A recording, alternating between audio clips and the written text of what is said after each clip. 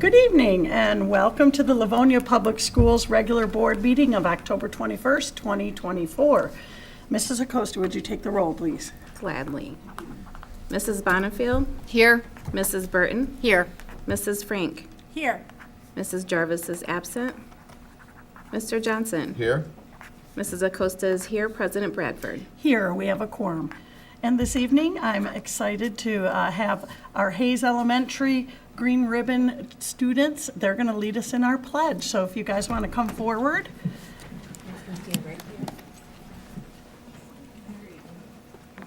All right. Whenever you're ready, go ahead and start. I pledge allegiance to the flag of the United States of America and to the republic for which it stands, one nation, under God, indivisible, with liberty and justice for all. Thank you so much. What a wonderful job.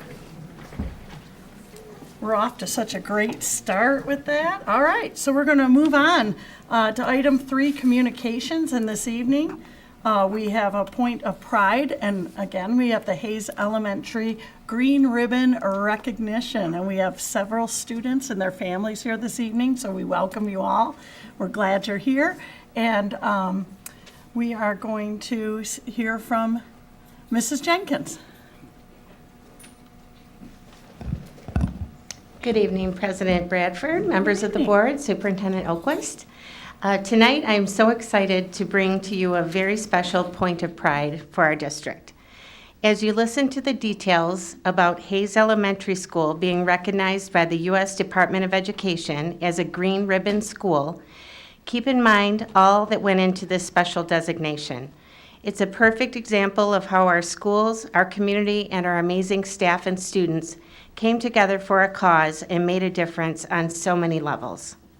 You'll hear tonight from Hayes Elementary art teacher Christine Lakatos, who has been the driving force behind the environmental efforts in education at Hayes over the past several years. You'll also hear how the community supported bond issues that were approved twice in recent years have played a key role in furthering these environmental efforts, and how the students are learning new green ways of thinking and doing.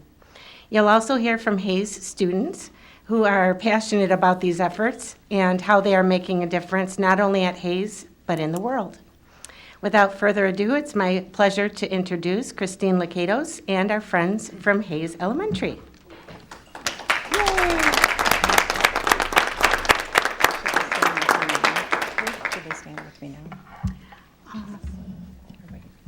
Yeah, I think that would be cute. You guys want to stand?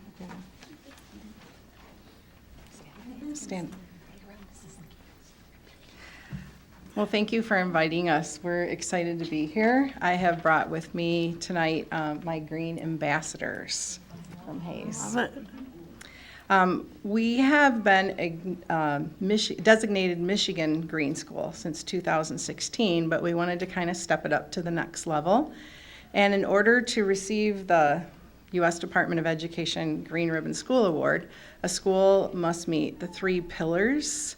And there is a slide that goes with that shows those pillars. There they are. And you have to be nominated by an education consultant in Lansing. And I noticed that Michigan had not been nominated in 6 years, so I did a little research and reached out to the education department, and we were able to secure the nomination.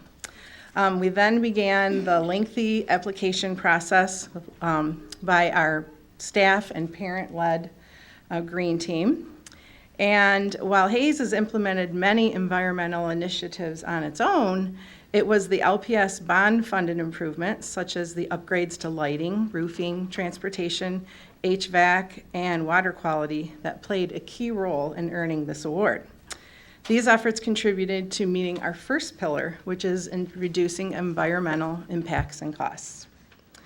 The second pillar, health and wellness, was achieved through initiatives such as Hayes Outdoor Walking and Running Path, the addition of our outdoor classroom, and a native plant garden, which will be installed in the spring of 2025, thanks to funding through the LPS Education Foundation.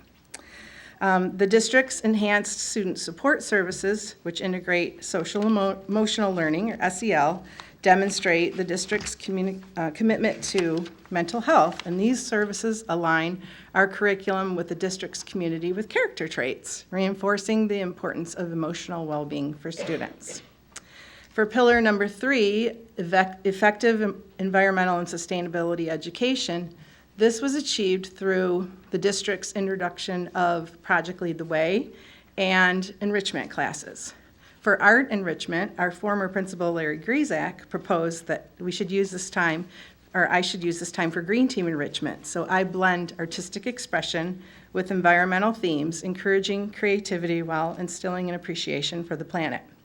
Our green team contributes positively to the local environment by partnering with the neighborhood native plant garden at Corrado Park, the bird, butterfly, and bee garden, where we've created signs to identify plants and the pollinators that they attract. We have donated a bench made from recycled bottle caps, participated in a monarch release, and we even have a time capsule buried under the sign. I was very fortunate to travel to Washington, D.C. this summer in July to accept the award on behalf of Hayes, and I'm grateful for the travel support from Livonia Public Schools. The Department of Education organized several activities through the week, which I was able to enjoy with my family, including a memorable tour of the White House, and that is my grandson. Well, it was up there in the slide. At the awards ceremony, they had speakers, breakout sessions, and I had the opportunity to connect with representatives from other school districts, and to my surprise, most attendees were administrators, finance directors, and even superintendents rather than teachers. Many of these districts also have dedicated sustainability departments, which I found to be a tremendous idea. The event also included a beautiful reception at the National Press Building where I had the chance to meet with some local politicians.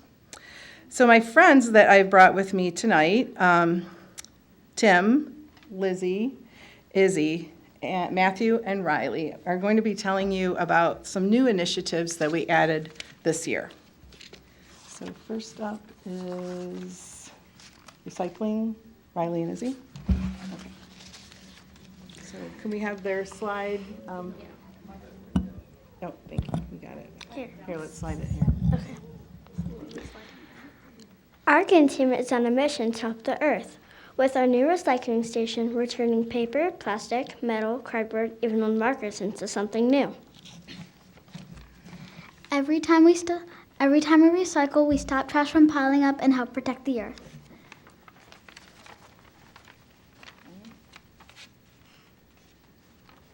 Our next slide is about our waste audit that we conducted. Our green team got our hands dirty with the waste audit after lunch, and what we found was surprising. We sorted through all the trash and discovered that the thing we throw away the most is unopened food that wasn't even touched.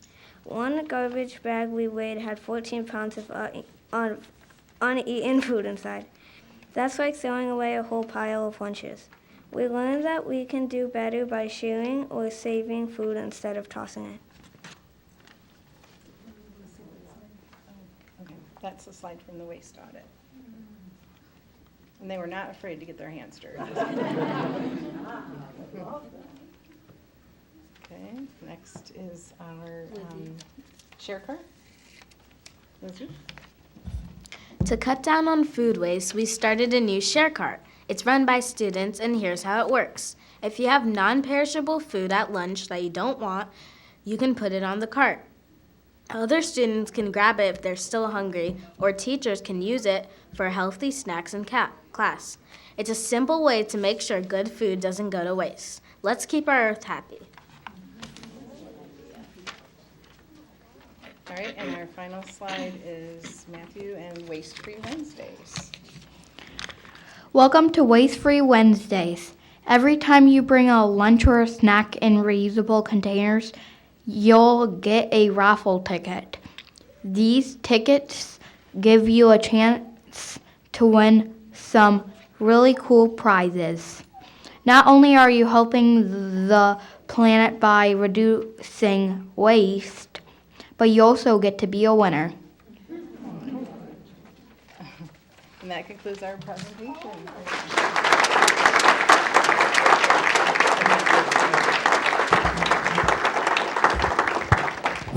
Wow, awesome job, guys. Way to go, Hayes Huskies. I'd like to conclude by presenting, first acknowledging and thanking Mrs. Christine Broom for attending. She's the principal of Hayes Elementary. Yay, thanks for being here. And then we have this special certificate of recognition. It reads Livonia Public Schools Certificate of Recognition, Hayes Elementary School, for being named a National Green Ribbon School by the U.S. Department of Education for environmental stewardship and effective sustainability education.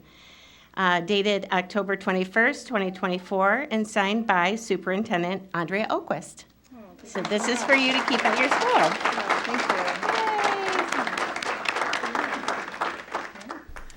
Thank you so much for being here, everyone. Yep. Are there any comments or questions from any board members?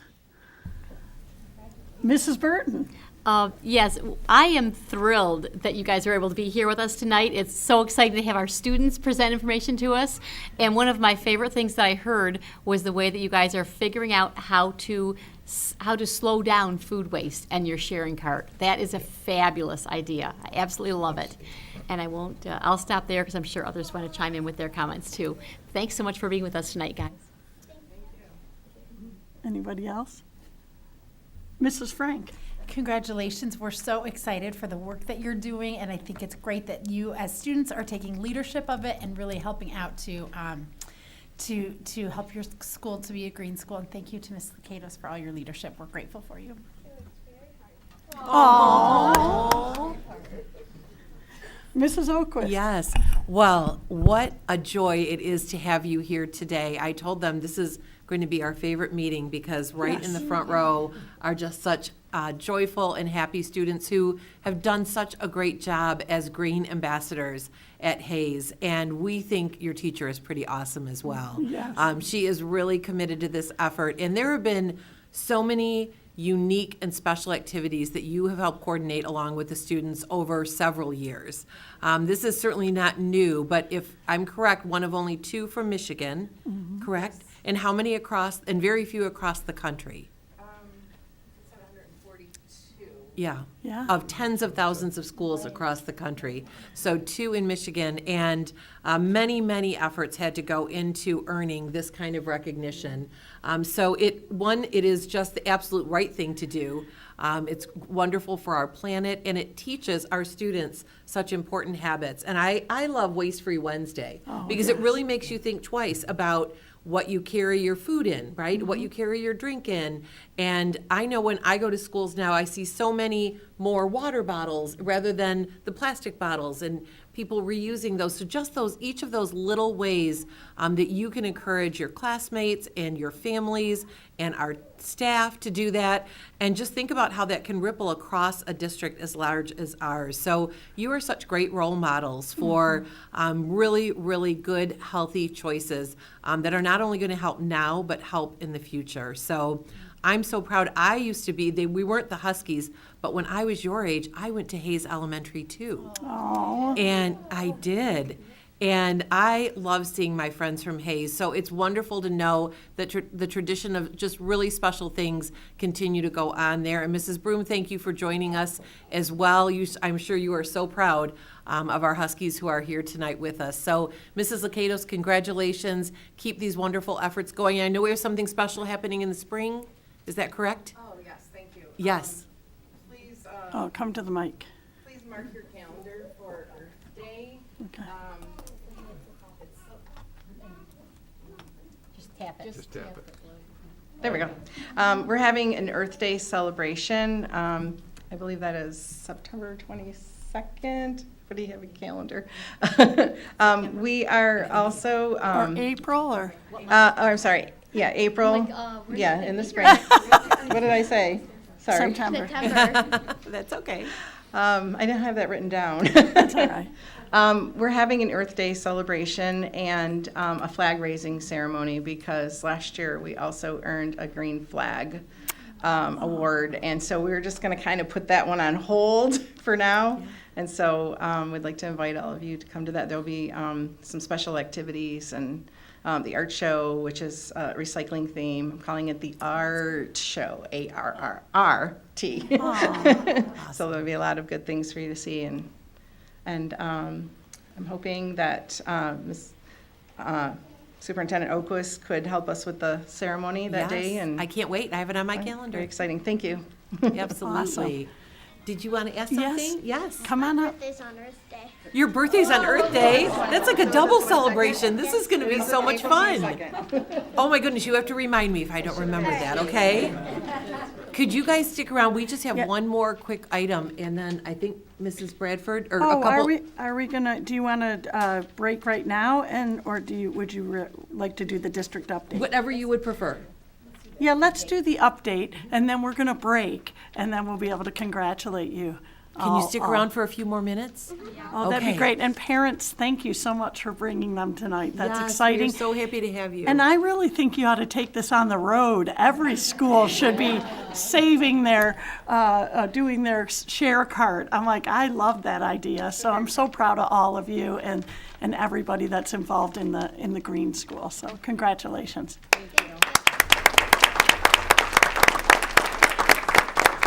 Okay, if you want to have a quick seat, Mrs. Oquist is going to go ahead. We're going with 3B, the district update from our superintendent. So you're on, Mrs. Oquist. Thanks so much, President Bradford. We've got some great things happening across the district, so we'll share it on the screen. As you know, we always start with some highlights of learning and growing. So here we have some awesome things happening at Cooper Upper Elementary.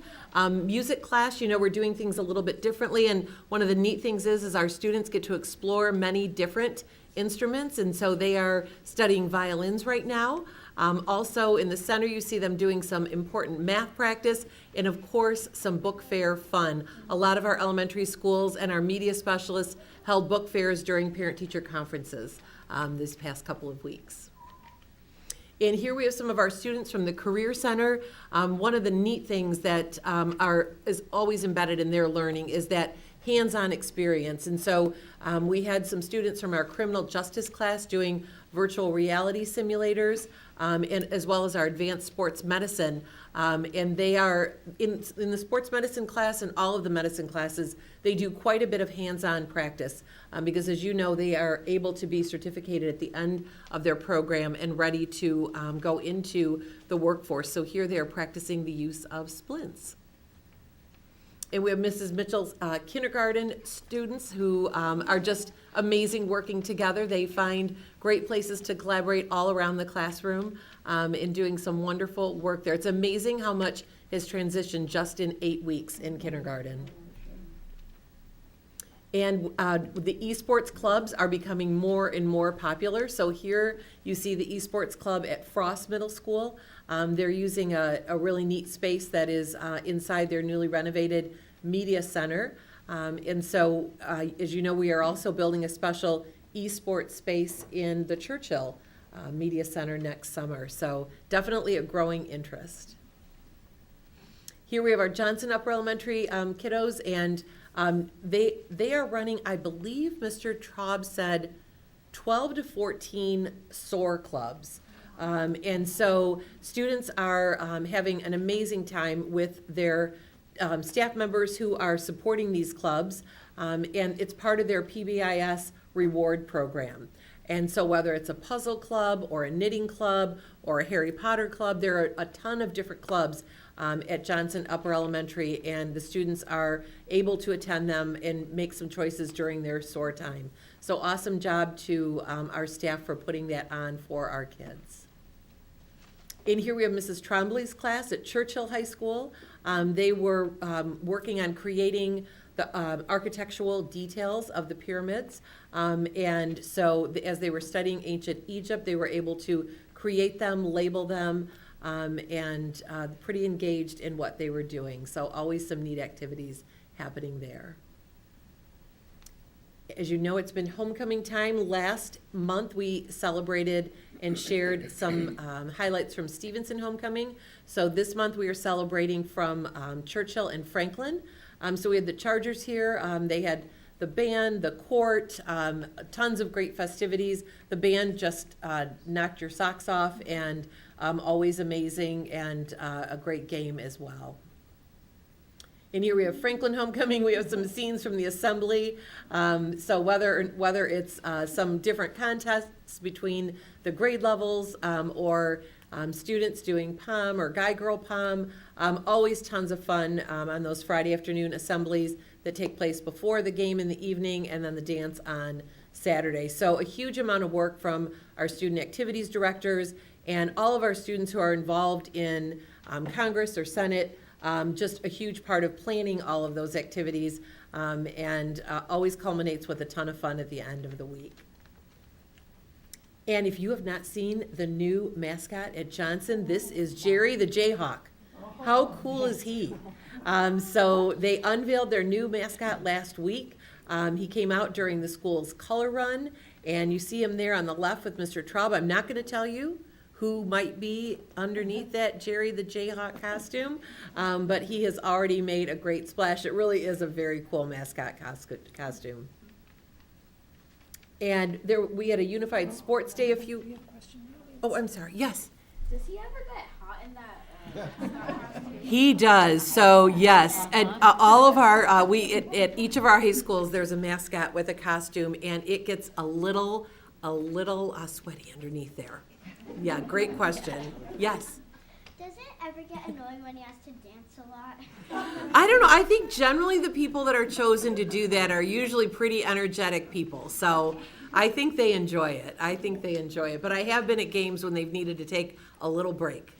Yes. So we had Unified Sports Field Day, which was awesome. Franklin was the host. We had students from Grant, from Randolph, from Churchill, from Franklin. It was amazing. They had bocce set up. They had the track set up, and football, and lots of different. They had our students from each of our center programs and their peers through Peer Connections there, and lots of our teachers and coaches. It was not only a beautiful day, but it was a ton of fun as well.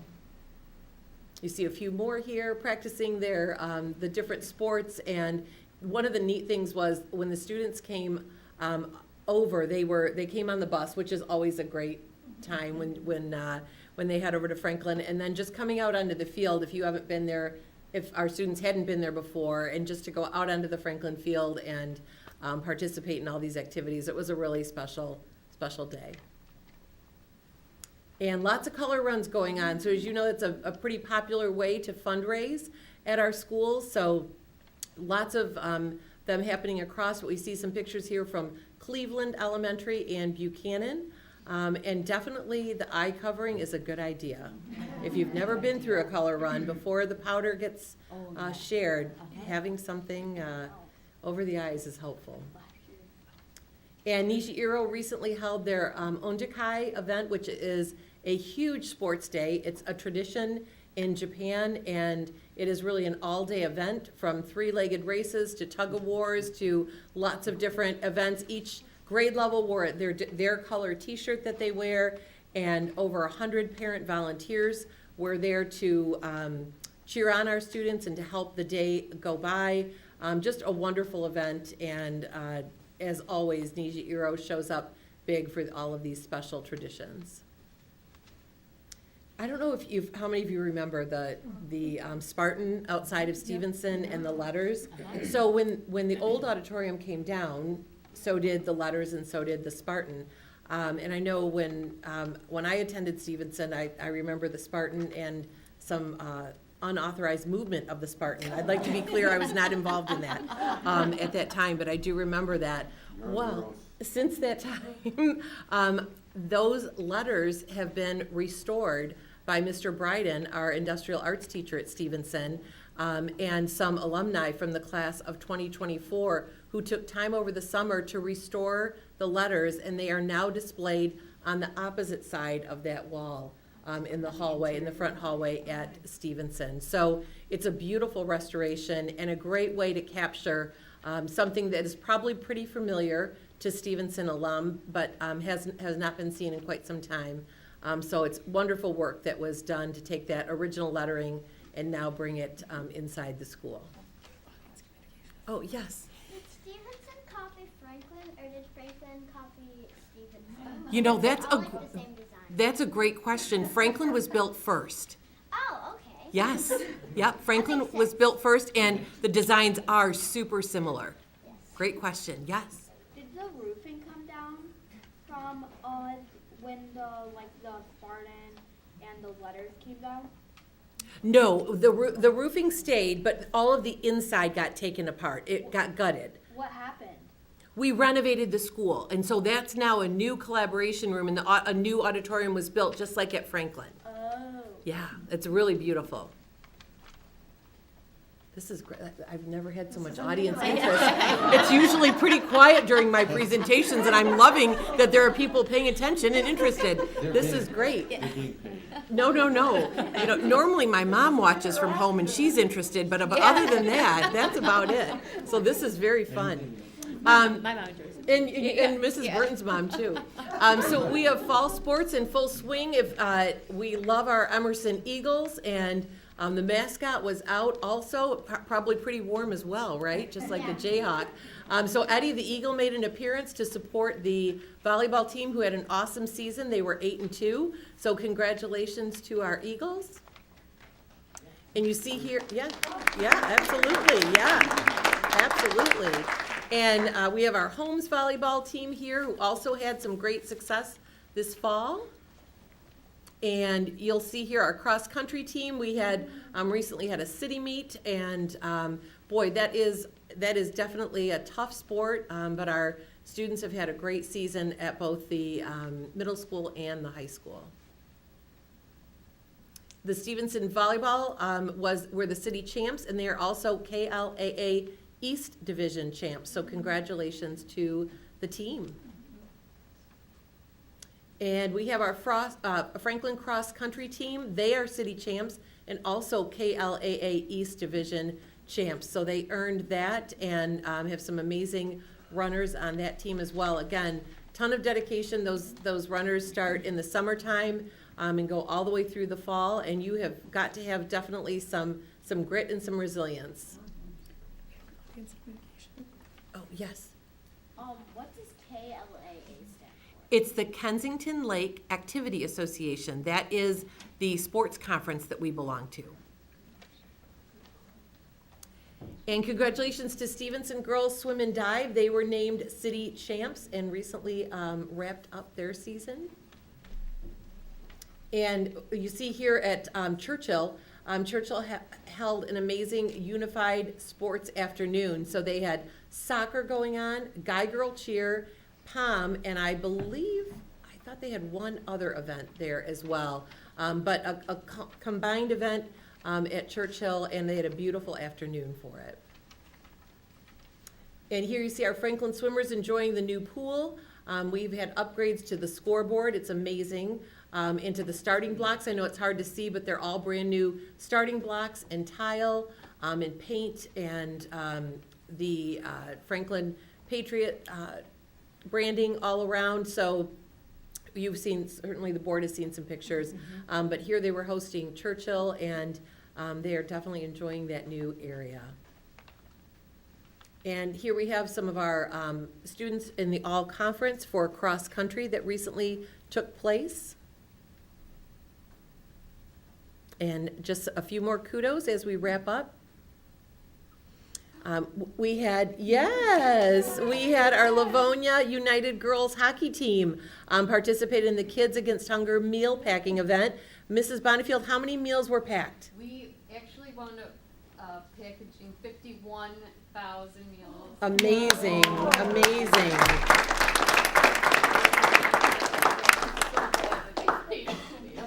Absolutely. So huge kudos to Livonia United Girls Hockey Team for being there, and to all of the volunteers. There were dozens of volunteers. 150 volunteers that Amazing, packing 51,000 meals. So congratulations, ladies, and thank you for giving back to your community. And how cool is this? We had one of our Cleveland Elementary kiddos who was picked up from school and got to have lunch with Livonia Fire and Rescue. It was part of the Color Run fundraising, and she had a really cool experience. Had a chance to have lunch and go in the fire truck, and what a neat opportunity. So thanks to the Livonia Fire Department for helping to coordinate that.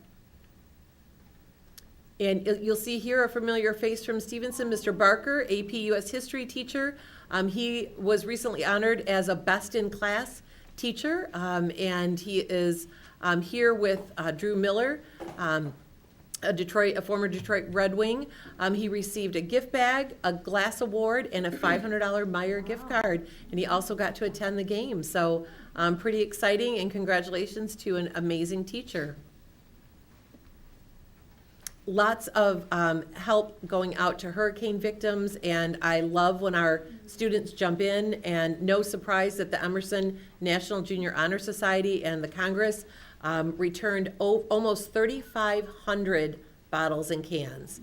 It took over 5 hours in support for victims of Hurricane Milton and Hurricane Helene.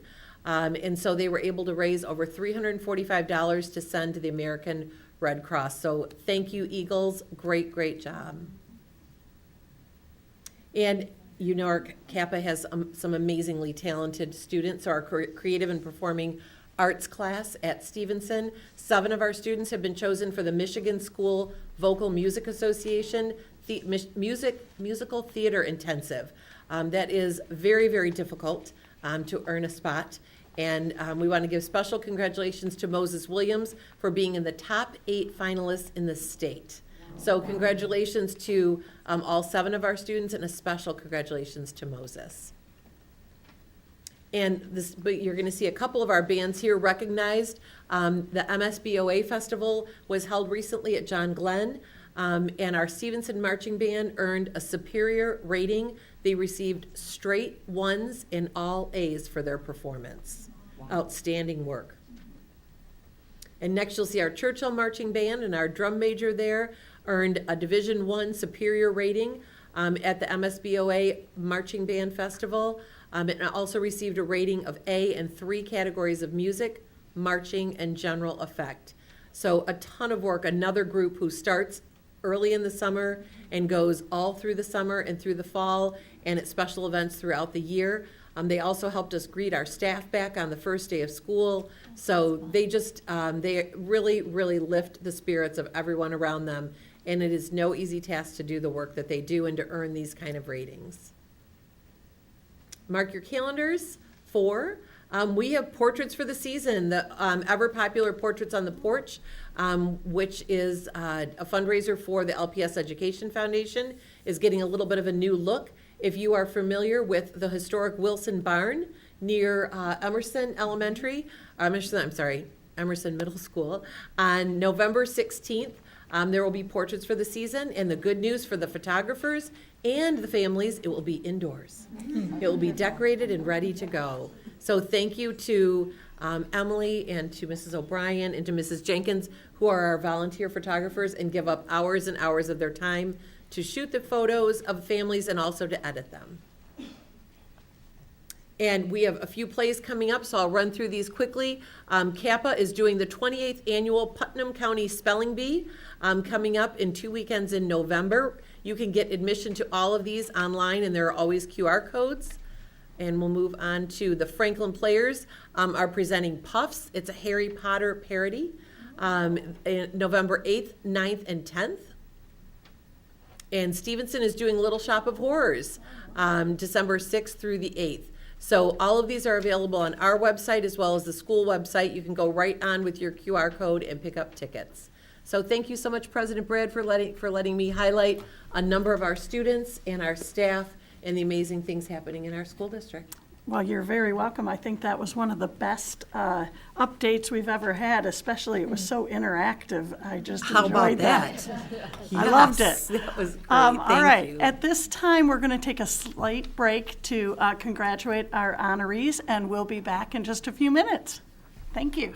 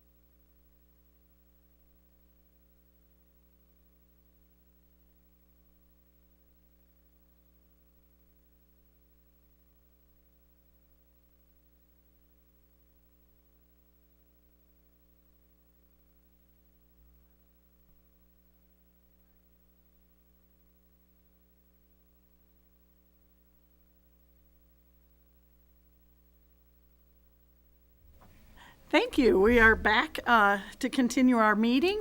I just want to let you know that tonight is our regular meeting or a voting meeting. So if you've tuned in to watch this meeting, you may notice that there's not a lot of discussion happening on the items. That's because we've seen and discussed these items multiple times prior to our meeting, mainly at our study session and our committee of the whole meeting. If you wish to hear more regarding some of these items, we ask that you go back and watch the committee of the whole meetings. There you will find a much richer discussion and many answers to your questions. Our committee of the whole meetings are recorded and they can be found on our website and via YouTube, so you'll be able to find those there. And if you are watching from home tonight and you needed a copy of the agenda, you can go on to www.livoniapublicschools.org, click on the school board tab and go down to board meeting information, and there you'll find the meeting agenda for tonight. So we've already started our meeting. We had the Points of Pride Hayes Elementary green ribbon recognition. It was wonderful, and we had a very highly interactive district update from our superintendent. It was wonderful. So we thank everybody that came and brought their children this evening. We're going to move on to item 4, our consent agenda. May I? Oh, I do have to do some other things. Whoops. Number 3, C, written communications. Do we have any written communications? Seeing none. Okay, we're going to move on to 3D, a response to prior audience communications. Do we have any? Seeing none. We'll go on to item E, audience communications. Is there anybody out in our audience that wishes to speak this evening? Seeing none. We will go ahead and now we will move on to item 4, our consent agenda. May I have a motion, please? President Bradford. Mrs. Frank. Move that the Board of Education of the Livonia Public Schools School District approve the following consent agenda items as recommended by the superintendent. 5A, minutes of the regular meeting of September 23rd, 2024. 6A, approval of purchase of bulk salt. Support. We have a motion by Mrs. Frank, supported by Mrs. Acosta for the consent agenda. And this evening we'll hear from Mrs. Oh, no, we aren't going to hear from anybody. Is there anybody that wishes to take anything off of the agenda here? Seeing none, we'll go ahead and Mrs. Acosta, would you take the roll, please? Mrs. Frank. Yes. Mrs. Bonifield. Yes. Mrs. Burton. Yes. Mr. Johnson. Yes. Mrs. Acosta says yes. President Bradford. Yes, and that is Motion carried. Thank you. What a night tonight for me. Okay, here we go. Item 6, business matters. We're going to go on to item B, the acceptance of financial statements for the 2023-2024 school year. May I have a motion, please? President Bradford. Mr. Johnson. Move that the Board of Education of the Livonia Public Schools School District accept the 2023-2024 audit report as presented by the audit firm of Plant Moran. Support. We have a motion by Mr. Johnson, supported by Mrs. Burton, for the acceptance of financial statements for the 2023-2024 school year. And this evening, we're going to hear from Mrs. Smith. Thank you, President Bradford, and thank you to the entire board. I always appreciate how much time you set aside for us to go over in such detail all the financials of our district. So this, of course, was spent a lot of time on it during our study session this month, and then again for the committee of the whole meeting. So tonight will be much more abbreviated.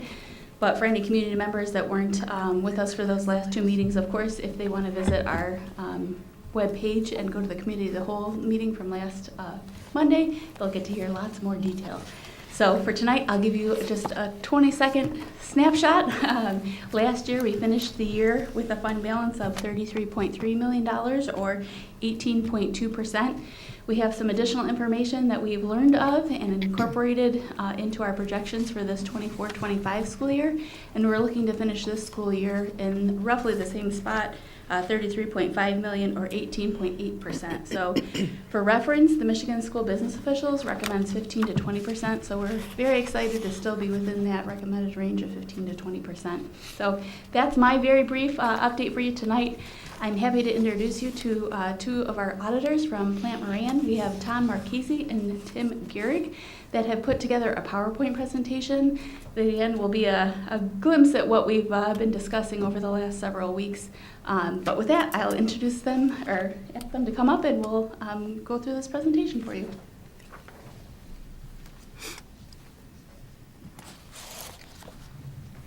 Good evening. Good evening. Thank you for having us here today. It's always great to be on this side of the podium presenting the audit results in mid to late October. So thank you for having us. So I'll start off by just providing an introduction. We have the slides here, but just wanted to provide you, along with the community, an idea of the extent of work we do with our audit.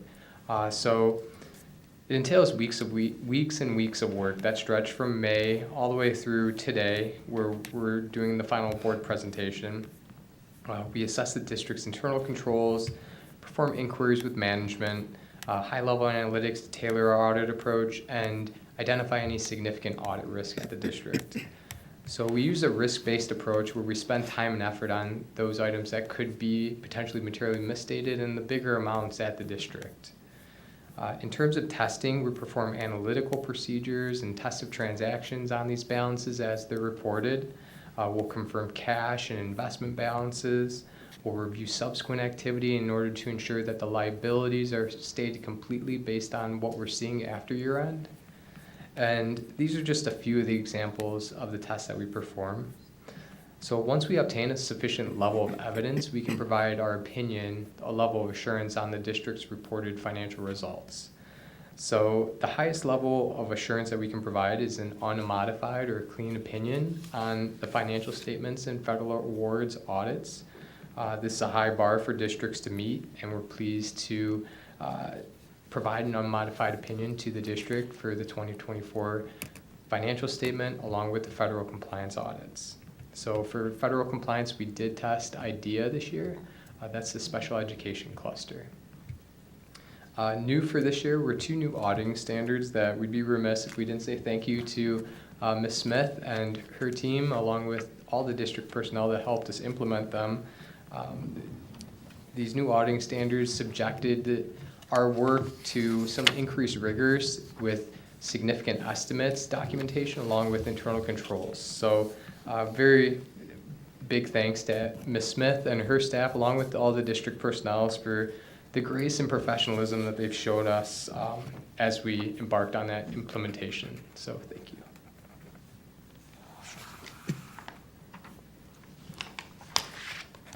This first slide is just the governmental funds balance sheet. It represents all the fund level activities for the school district. The general fund will always be a major fund as the district's main operating fund. This year's other major funds included the Special Education Fund along with the 2021 Bond Series 2 Fund. I'll focus the majority of my comments on the general fund. General fund assets were $84 million, liabilities were $51 million, and the difference between assets and liabilities leaves your fund equity of roughly $33 million. That's a $1.8 million increase from fiscal year 23. Significant assets are comprised largely of cash and investments along with your state receivables for July and August state aid. Significant liabilities include your summer pays along with unearned revenues for state categoricals, along with amounts due to other governmental units. So you'll notice under the 2021 Bond Series 2 Fund, you'll see fund balance is restricted and this balance is restricted for capital expenditures and will decrease over time as bond proceeds are expended. The last item to point out within the general fund balance, there's an assigned classification for the fund balance of $1.4 million. This relates to planned use of fund balance in fiscal year 25 as passed by the board. So the original board budget that was passed in June of 24 showed expenditures in excess of revenues. It's important to note that the district has fund balance available to incur this excess without disrupting significantly the district spending plans for fiscal year 25.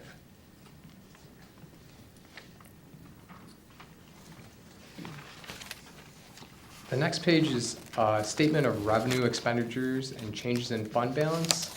It's the budgetary comparison schedule that we've summarized here as well. So it just shows the final budget versus actual, along with the variances between budget and actual at year end. So one point to note is that this general fund activity does exclude activity of the funded projects, which typically operates at a break even, as the activity in the funded projects is for restricted grants that are subject to grant spending requirements. So where you have revenue recognized, you'll also have expenditures recognized to offset that revenue. The next page will provide kind of a consolidated component to the combined general fund to illustrate that point. So within the revenue and other sources, you'll see that the budget variance is about 0.3%, which is very precise on a $185 million budget. And then you'll see that the expenditures has a favorable 1% variance. So typically we find acceptable budgeting practices, sound budgeting practices, to be anywhere from 1% to 3%. So the district's well within that window. And I guess the last item to point out here is you'll see that there's a favorable variance within the expenditures. That relates largely to some shifted general fund expenditures that were funded by a late approval of grant monies that was incurred by the funded projects later on in the year. So this next slide provides the combined general fund. So the first column on the left is the activity we just looked at. You'll see in the middle the funded projects fund, which has $25 million of revenue along with $25 million of expenditures. And that provides the total combined general fund on the right.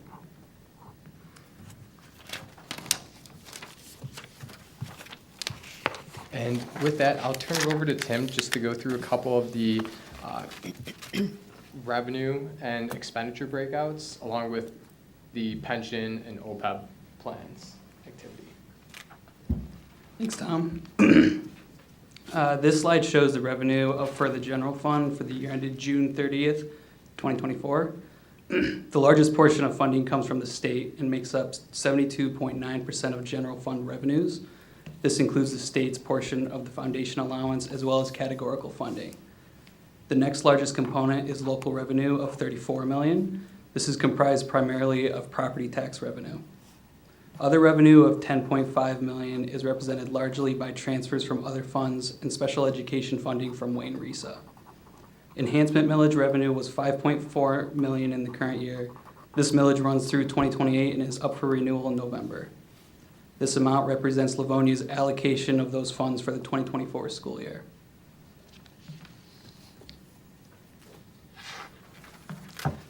This slide takes the district expenditures and shows them by object type or where they're being spent. As you would expect in an organization where people are the biggest resource, the largest component of the expenditures are salaries and benefits. Salaries and benefits, including healthcare and retirement costs, comprise 87% of the total expenditures, and this is consistent with prior year's allocation. Retirement and benefit costs represent approximately 37% of total expenditures.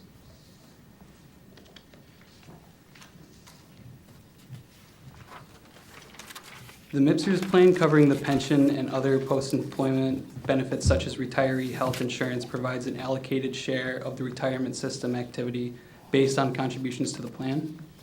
The pension plan shows a net liability of $32.4 billion versus $37.9 billion in the prior year. And the OPEB plan reported overfunding of $566 million versus a $2.1 billion liability in the prior year. The year-over-year change for all districts is due to the fluctuation of the value of the investments based on favorable market conditions. The estimate is determined by the Office of Retirement Services with the assistance of an actuary. Small swings in these input projections would create significant changes in the liability reported. The district presents a $350 million liability for the pension portion of the underfunded MIPSERS retirement plan under GASB 68, and a $6.2 million asset for the OPEB portion of the plan under GASB 75. This does not impact fund level statements. Nearly all districts in Michigan will show a deficit net position on their government-wide statements because of their MIPSers participation and allocated share of the MIPSers liability. This slide illustrates the impact of GASB 68 and 75 on the school district. Note there is a deficit net position on the government-wide statements, but no impact on the fund level statements. Without the MIPSers balance of $334 million, net position would be a positive $168 million. The full accrual net deficit is $165 million when factoring the pension and OPEB activity. I'll now pass it back to Tom to finish off.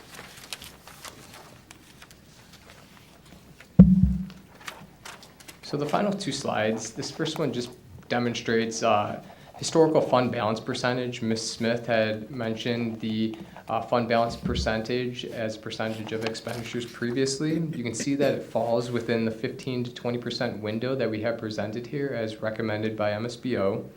The state average is 21% as of fiscal year 23. That's the latest financial data that's available from the state at this point. The importance of fund balance is imperative just to withstand cuts and prevent the school district from being in a reactionary mode. It reduces borrowing cost across the district and the community and allows the district to forego some of these bridge financings that some other districts, some other schools could incur to bridge the gap between the summer months where you're not receiving state aid payments. So it's important to have this fund balance to keep more money in the classrooms and not pay interest expenses potentially. It improves the bond ratings, which also reduces the cost on the communities as far as interest expense on borrowings through bonds. So with that, we have one final slide, and it just captures the different components of the COVID-19 funding that has occurred from March 2020 through September 30th, 2024, when the final wave of COVID funding expires through ESSER 3. So you'll see at the top right, the district received about $30 million of total funding, the total award amount, and you were able to spend substantially all of that, $29.7 million. And we're happy to say that you maximized the federal awards from the pandemic, and you were able to maintain compliance with those funds that are subject to federal rigors. And so this is a good result, but it's also worth noting that this is $30 million that's been received over the past 4 years that's now expiring. I mean, it's not recurring, and there's a lot of the district has to have a deliberate plan in place for that spending in order to not ultimately have a burden through long-term cost structures on the district. So thinking about funding that through with using that funding for legacy costs and so forth could be a detriment in the long term for districts. So it's an important key just to note that that is $30 million that has been received over the past 4 years that will not be recurring in the future.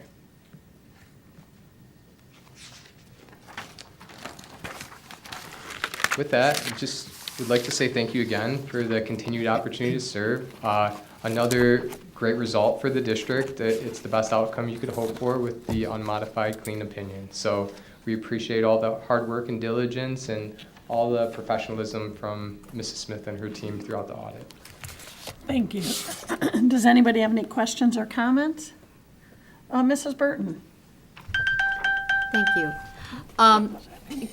Just would like to thank you, Allison, to you, the team in the finance department, and really all of our employees. When we come in and see a less than 1% variance, a 0.3% variance on a budget of $150 million, that is an enormous accomplishment. And as you said, Tom, that's not something to be taken lightly. It doesn't just happen. You guys are very, very careful with what's going on with these budgets, but not only are you're careful about what is spent, but you project well what we need to spend and what we will be coming in with. So thank you for that. That's in an era right now when we've been hearing on the news recently of very significant school districts that are having multi-million-dollar budget problems. We don't have those here, and that's not just by chance, and it's not just by plugging in numbers. It's because a lot of thought and a lot of planning and a lot of great care goes into the finance department of this district, but it is very noticed and it's very appreciated. The COVID money is one thing too, one example of that. We knew going in that it was a large sum of money, but that it was not going to continue. And when we hear of districts getting into financial trouble in the last year or two because the COVID money has stopped coming, I'll put it positively. I am thrilled when I know that we're not going to have that kind of a problem, because we all knew this is one-time money. This is not recurring. We cannot hire a lot of people with those dollars, knowing that those dollars would not continue.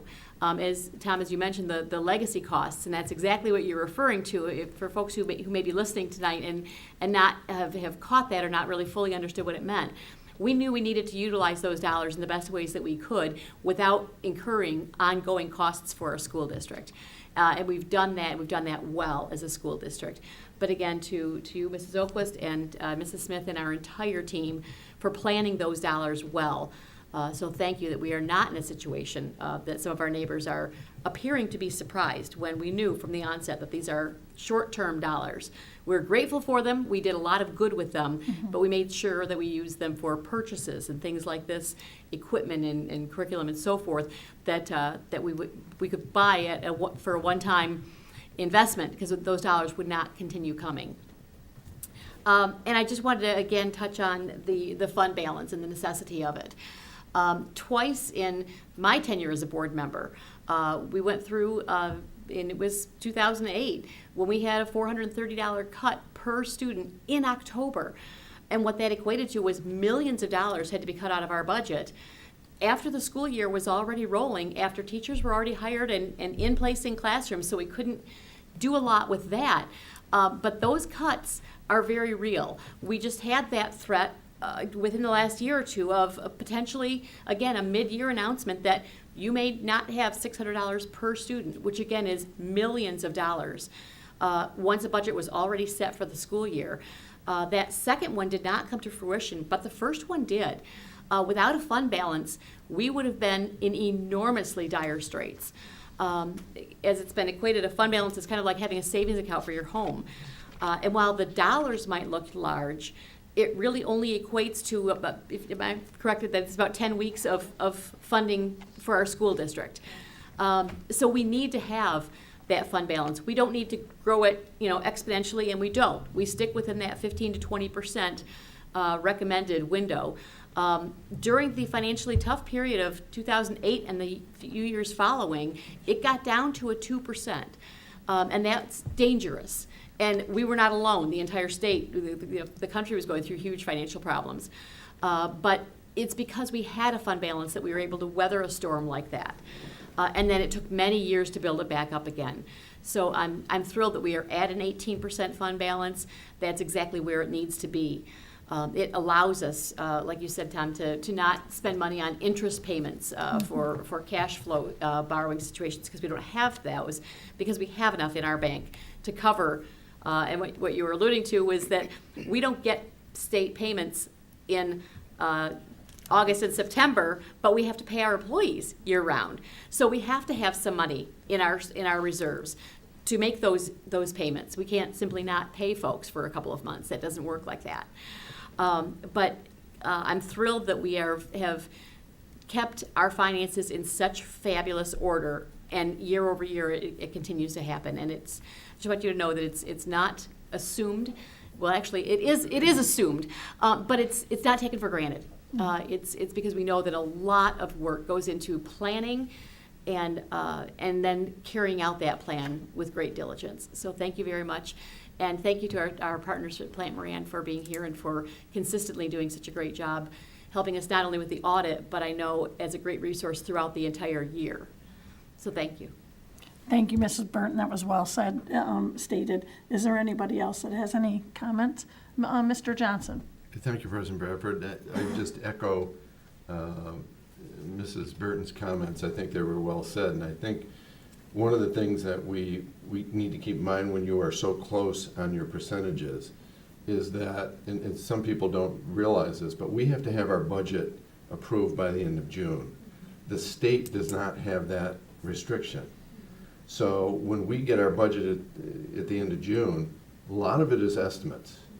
Well, when you look at how close you come, both on expenses and revenue, when you really don't know, but you have, through your work, you're able to at least estimate so closely every year what our revenues are going to be. That's a real talent, and it doesn't go unnoticed by the board.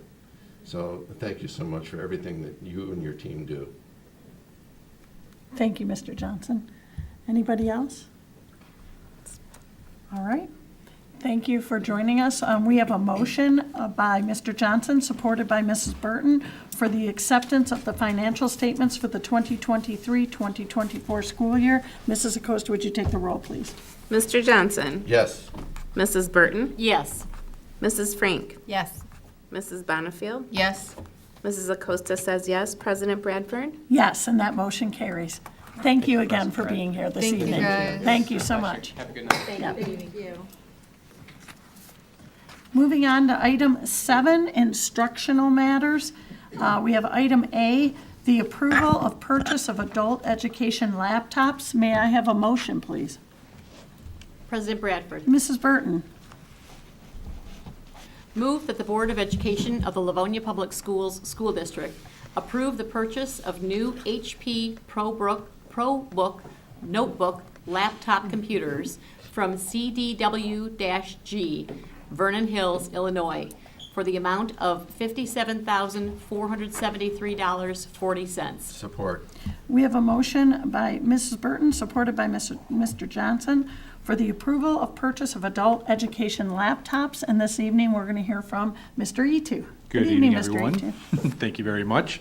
Yes, this is a purchase of 60 laptops for our adult education program. This is for our ESL, high school completion, and adult basic education students. This is for daily classwork and for some mandatory testing. And as a follow-up to the committee of the whole meeting, these laptops stay in-house for the most part. There might be some extenuating circumstances that lead to them checking them out, but by and large, they stay in-house. Perfect, thank you. Any questions or comments from the board? Seeing none, we have a motion by Mrs. Burton, supported by Mr. Johnson, for the approval of purchase of adult education laptops. Mrs. Acosta, would you take the roll, please? Mrs. Burton? Yes. Mr. Johnson? Yes. Mrs. Bonnefield? Yes. Mrs. Frank? Yes.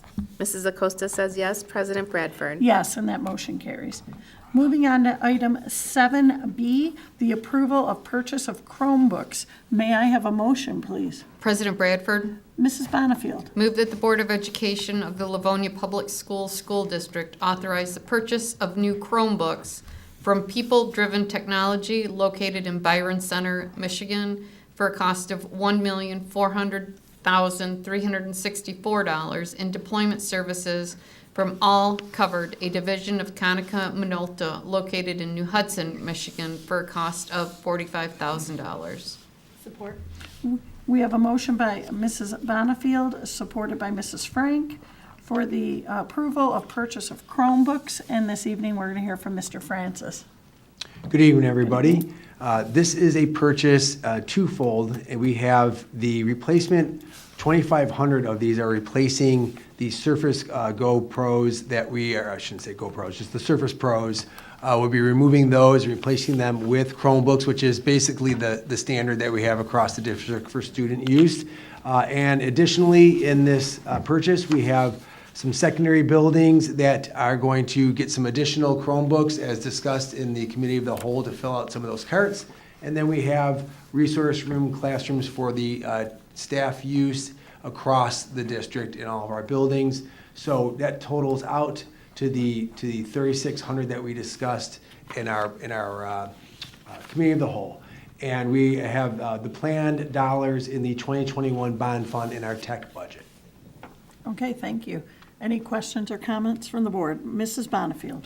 Mr. Francis, you mentioned swapping some, I can't remember what they were, other to the Chromebooks because we like those better. But those that we're replacing are at end of life, correct? Correct. And they quite frankly never really, they were not as easily used by students as the Chromebooks. The Chromebooks are just more streamlined. But we did utilize Yes, them we've to had the them full for several extent. years. We're not just pitching them because we don't like them. Correct. We've had them for several years. We've sort of been waiting to get to this point. Thank you. Any other comments or questions? Seeing none, we have a motion by Mrs. Bonifield, supported by Mrs. Frank, for the approval of purchase of Chromebooks. Mrs. Acosta, would you take the roll, please? Yes. Mrs. Bonifield? Yes. Mrs. Frank? Yes. Mr. Johnson? Yes. Mrs. Burton? Yes.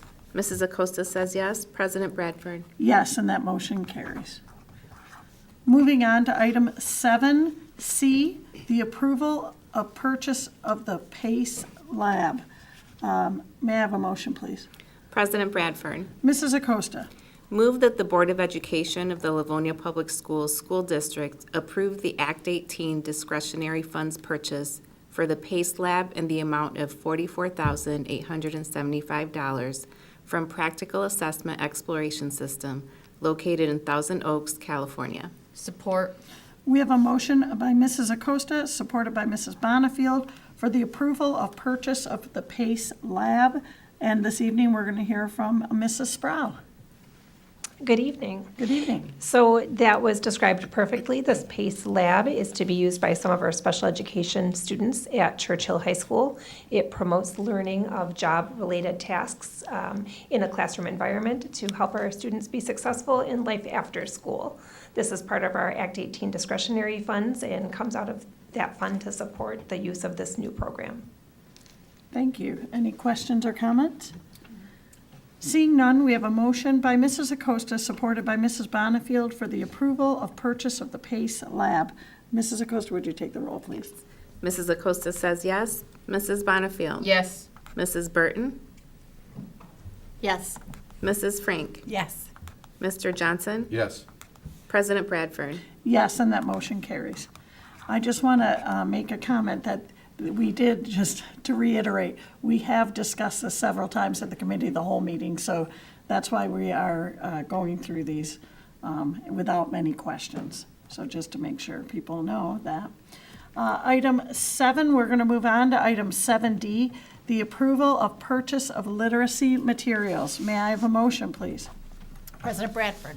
Mrs. Frank. Move that the Board of Education of the Livonia Public Schools School District approve the purchase of literacy materials, including decodable readers for kindergarten and second grade classrooms from Pioneer Valley Books, Northampton, Massachusetts, for $139,311. Books for classroom libraries and for students to take home for preschool through sixth grade classroom from Barnes & Noble, Amazon, and Scholastic for $674,000 for a total purchase of $813,311.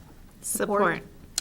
We have a motion by Mrs. Frank, supported by Mrs. Burton, for the approval of purchase of literacy materials. And this evening, we're going to hear from Mrs. O'Brien. Good evening. Good evening. Thank you. We are excited to have this purchase be recommended from a grant that we applied for and received last year.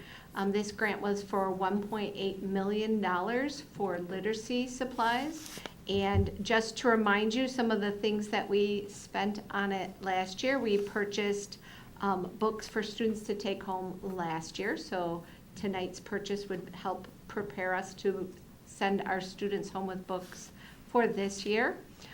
Orton Gillingham and morphology training for our teachers, along with the materials to support the use of that for our phonics instruction at our elementary schools.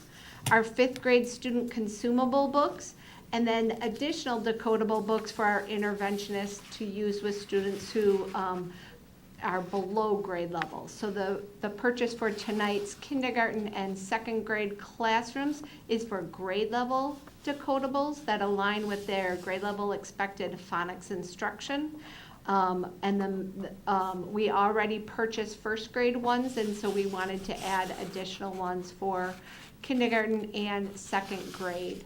Pioneer Valley is a company that we currently use in our schools, and it is a strongly recommended company. And then our purchase for our classroom libraries, very exciting that we put into this grant, and it was approved for money for classrooms to purchase new, diverse text, updated student books for their classroom libraries. We know our teachers spend their own money to have some of the newest books that students love, and so we are very happy that this grant can support them with picking out and purchasing new books for their classrooms. Thank you, Mrs. O'Brien. Any questions or comments? Mrs. Burton. For the benefit of those who may be listening at home, those of us in this room understood, but the books that are going home with the students, that is part of this grant. And these are some books that students get to choose themselves to take home and to keep at home. And that is part of the design of the grant money, is to help students build up their own home libraries and to increase their love of reading. But part of the joy of it is they get to take these books home, but that they get to do some of the choosing of those books themselves. You couldn't have said it better. That's exactly how we wrote the grant, so students could pick their own books. And if you remember, the grant got released late in the spring, so we were scrambling quite a bit in order to get those books in students' hands before they left for the summer. So this year we want to be better prepared so that they can choose their books and build their own classroom or home library with books that they love. Thank you. Thank you, Mrs. Burton. All right, we have a motion by Mrs. Frank, supported by Mrs. Burton, for the approval of purchase of literacy materials. Mrs. Acosta, would you take the roll, please? Gladly. Mrs. Frank. Yes. Mrs. Burton. Yes. Mrs. Bonnefield. Yes. Mr. Johnson. Yes. Mrs. Acosta says yes. President Bradford. Yes, and that motion carries. Moving on to item 8, personnel matters, and item A, teachers for approval. May I have a motion, please? President Bradford. Mr. Johnson. Move that the Board of Education of the Livonia Public Schools School District accept the recommendation of the superintendent and offer employment for the 2024-2025 school year to the teachers listed on the attached document. Support. We have a motion by Mr. Johnson, supported by Mrs. Acosta, for the teachers for approval. And this evening, we're going to hear from Mr. Abate. Yes, thank you very much. Good evening, everyone. Good evening. So the new staff members we are presenting to the board this evening fill a few needs that we had in special education and shared time. They're all very well qualified to fill these respective positions, and we're confident they will perform at high level and represent LPS in a manner that is consistent with our shared vision and collective commitments. These positions have also been included in the 2024-2025 budget. We are pleased to be recommending these talented professionals to join our LPS family, and with your approval, we are excited to have them working with our students. Thank you. Any questions or comments from the board? Seeing none, we have a motion by Mr. Johnson, supported by Mrs. Acosta, for teachers for approval. Mrs. Acosta, would you take the roll, please? Mr. Johnson. Yes. Mrs. Acosta says yes. Mrs. Bonnefield. Yes. Mrs. Frank. Yes. Mrs. Burton. Yes. President Bradford. Yes, and that motion carries. Moving on to item 8B, teachers for tenure. May I have a motion, please? President Bradford. Mrs. Burton. Move that the Board of Education of the Livonia Public Schools School District accept the recommendation of the superintendent and acknowledge that tenure status has been granted to the following teachers effective on the respective date. Corinne Bella Alt, October 9th, 2024. Brian DiMaggio, September 30th, 2024. Emily Gage, October 10th, 2024. Amy Hoffman, October 21st, 2024. Natalie Nelson, October 14th, 2024. Support. We have a motion by Mrs. Burton, supported by Mrs. Frank, for teachers for tenure. And this evening, we're going to hear from Mrs. Keats. Good evening, everyone. Good evening. Our teachers for tenure on this agenda tonight have successfully completed the district's requirements for probationary teachers, including years of service, evaluations of overall performance, and documentation of student growth. We have carefully reviewed all supporting materials along with the recommendations of our school administration and have verified they should be granted tenure status with Livonia Public Schools. We wish to offer our congratulations to them for reaching this milestone and look forward to their continued success with LPS. Thank you. Any questions or comments? Congratulations. Congratulations. Seeing, well, I guess we can go on. We have a motion by Mrs. Burton, supported by Mrs. Frank, for Teachers for Tenure. Mrs. Acosta, would you take the roll, please?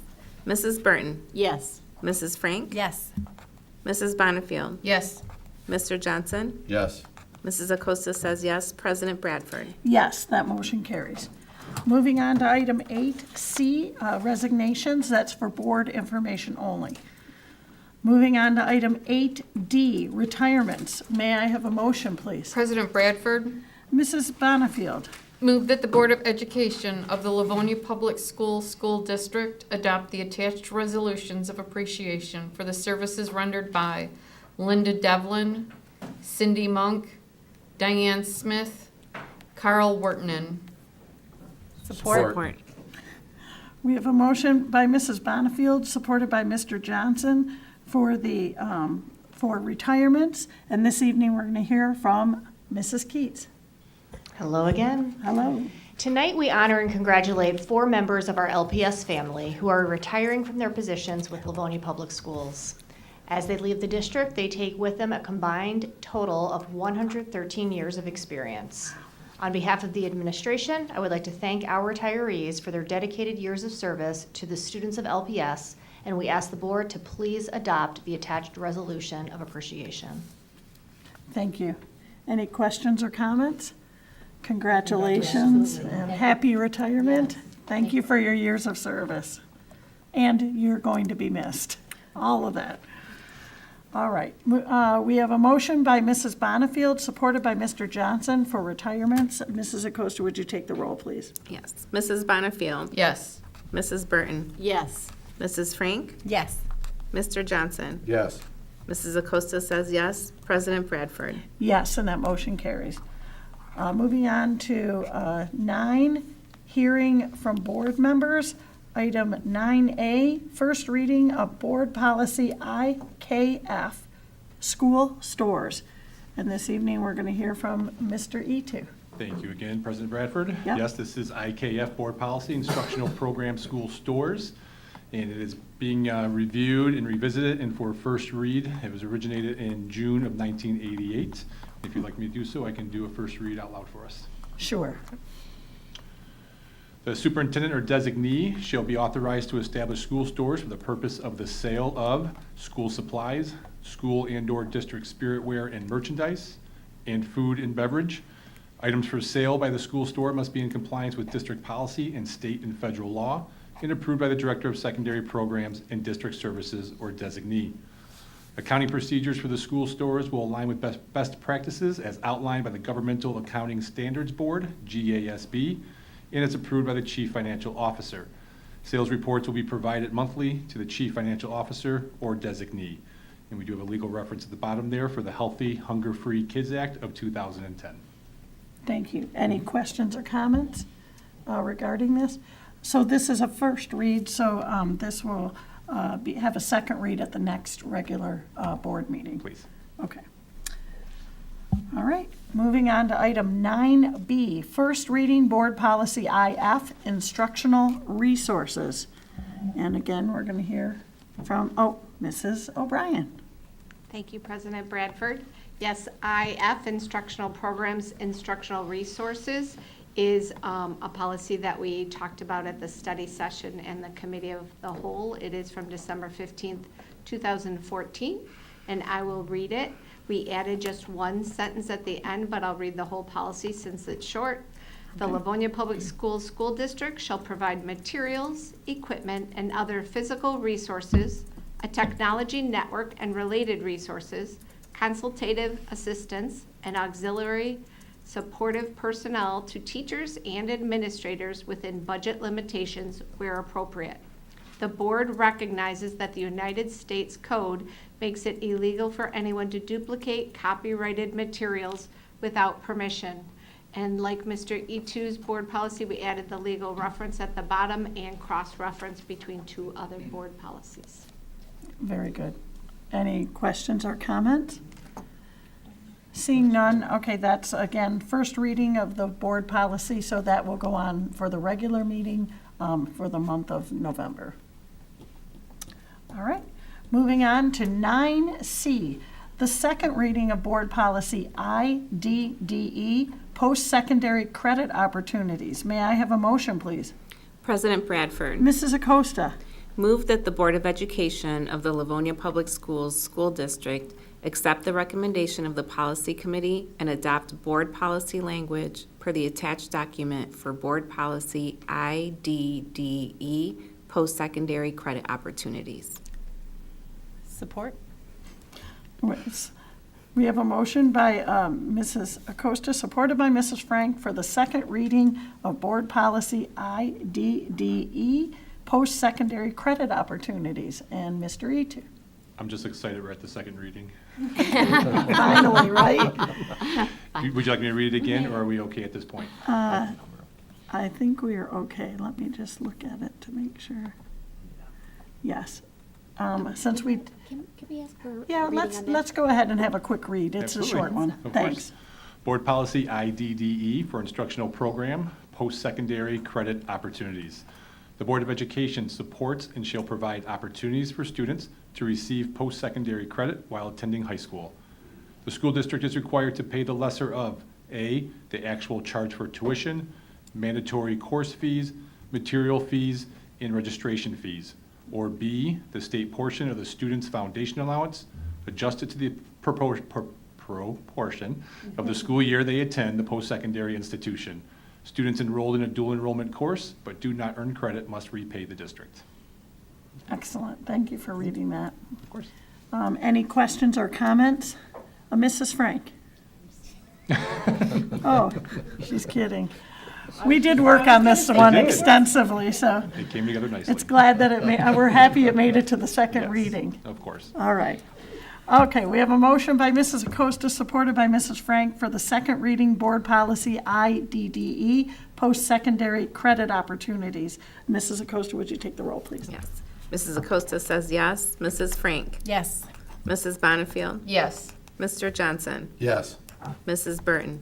Yes. President Bradford. Yes, and that motion carries. Moving on to item 9D, the second reading board policy JGCD, medications. May I have a motion, please? President Bradford. Mrs. Frank. Move that the Board of Education of the Livonia Public Schools School District accept the recommendation of the Policy Committee and adopt board policy language per the attached document for Board Policy JGCD medications. Support. We have a motion by Mrs. Frank, supported by Mrs. Acosta, for the second reading board policy JGCD, medications. And this evening, we're going to hear from Mr. Abate. Yes, hello again. Hello. Would you like a full reading, or would you like just another summary? I think a summary would be necessary in this case, since it's a long, lengthy one. Sure, no problem. So initially, in the initial paragraph, we have expanded and explained in detail our definition of medication, which includes prescription, non-prescription, over-the-counter, herbal medications and substances, anything administered by mouth, inhaler, injection, drop sprays, etc. We have also clarified and expanded the section that describes the use of EpiPens and the maintenance of our emergency supply of EpiPens in each school, and the various responsibilities of folks to manage those. We've also expanded and clarified the individuals qualified to administer EpiPen injections, and the students to whom they may be administered, and did some cleanup and on the reporting of injections section as well. All right, thank you. Any questions or comments? Mrs. Burton. Just for the benefit of those who may not have been able to hear some of our prior meetings on this topic, the district does have 2 EpiPens in each school, but those are to be used for emergency purposes only. They're not intended to be used for a student who requires them on a regular basis. That is still the responsibility of that student's family. Thank you. Any other questions or comments? Seeing none, we have a motion by Mrs. Frank, supported by Mrs. Acosta for the second reading of Board Policy JGCD, medications. Mrs. Acosta, would you take the roll, please? Mrs. Frank. Yes. Mrs. Acosta says yes. Mr. Johnson. Yes. Mrs. Burton. Yes. Mrs. Bonnefield. Yes. President Bradford. Yes, and that motion carries. Moving on to item 9E, hearing from board members. Hearing from board members is just a time set aside if any board member wishes to address anything. Is there anybody that would like to speak tonight? Mrs. Bonnefield. A couple things I want to say. I was so pleased to see the girls unified hockey team getting their shout out during the update. Mrs. Martinez, the coach, and the young ladies were a spectacular help. We had a great event. I got a little nervous coming up to the event, but we pulled it off, and it was a fantastic event. And again, a shout out to all of our students for their ability to come. It was a Saturday morning, and then they had another hockey, another tournament. No, they actually had another Fundraiser? No, they went and helped the kids, some of the kids at Ford Field, at Ford Arena skate. There was some kind of an open skate to introduce the girls. So they left our event and went right over there. And so they had a full day of helping out and donating their time on a Saturday.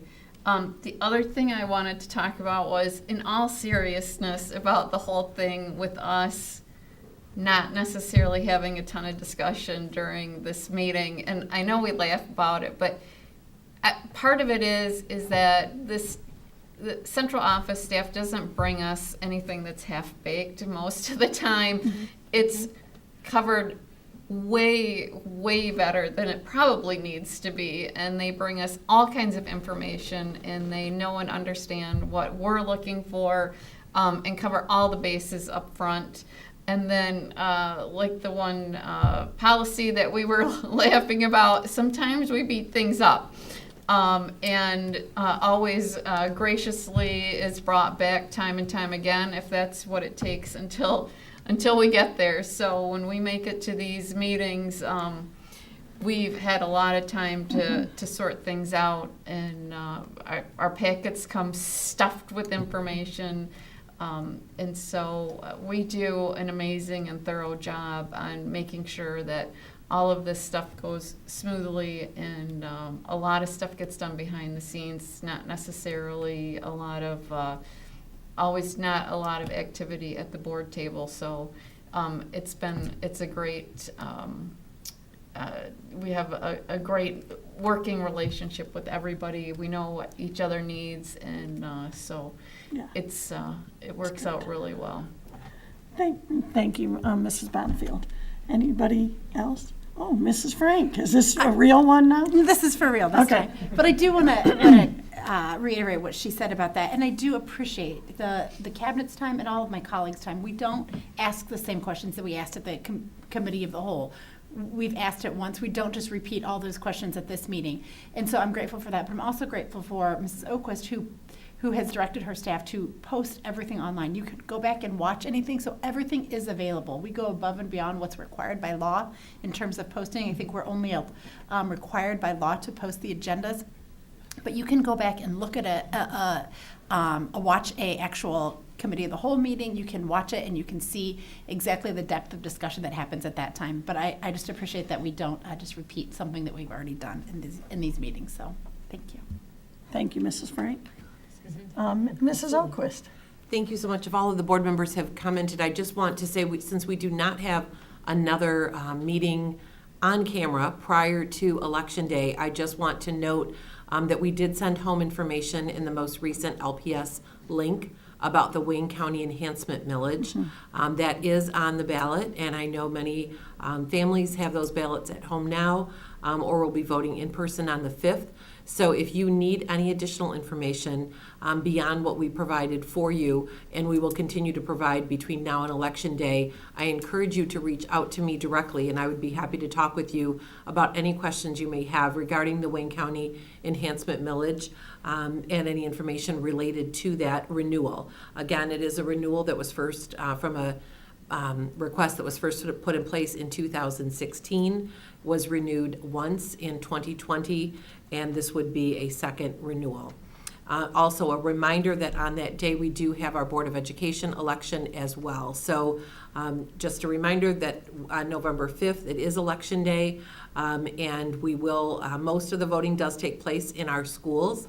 That is a professional development day for our staff, and I'd like to thank our leaders and our cabinet members who have made arrangements to have many of our professional development activities at non-voting sites. It's quite a bit of work to make those arrangements to be able to host voting in our schools, so I appreciate everyone's efforts to have that prepared and ready to go on Tuesday, November 5th. Thank you. Thank you, Mrs. Oquist. Any other comments from board members? Oh, Mr. Johnson.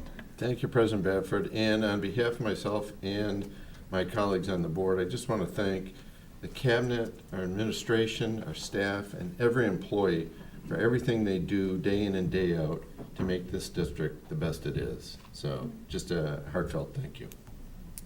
Thank you. I think we all agree on that point for sure. We're really blessed in this district with great staff, great families, great students, and a great community. So on that note, is there any other business before the board?